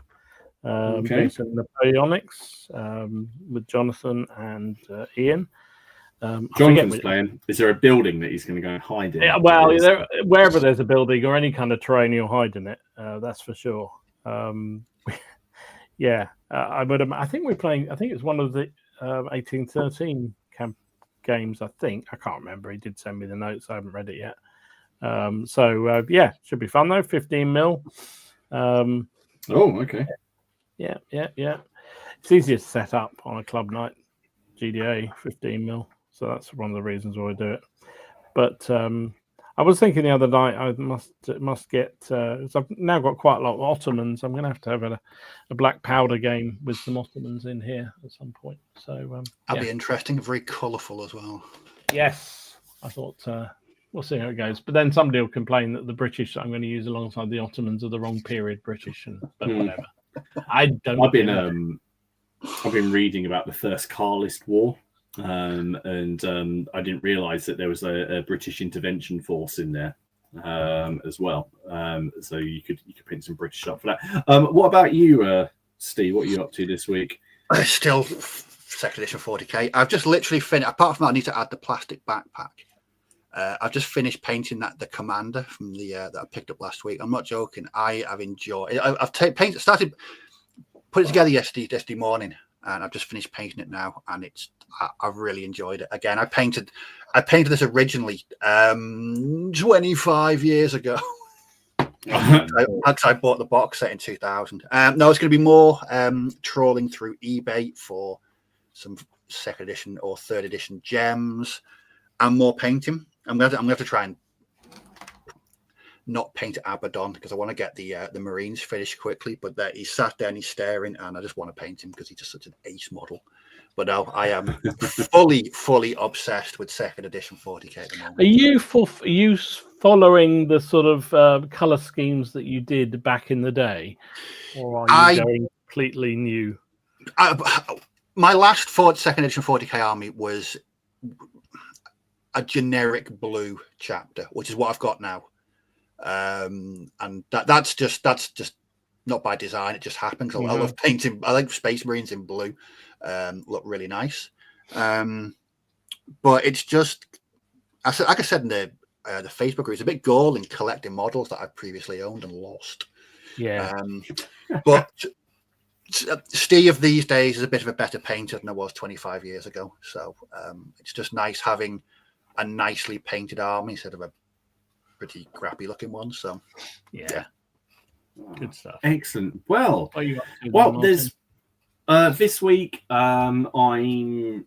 start to give us some Romans. So I should be working on the finishing the castle, which is over there. And I don't know, might try and edit a couple of videos. Got a fairly quiet one. I'm actually looking forward to it. I'll see. I've started to give these Romans. Maybe I'll get those painted up.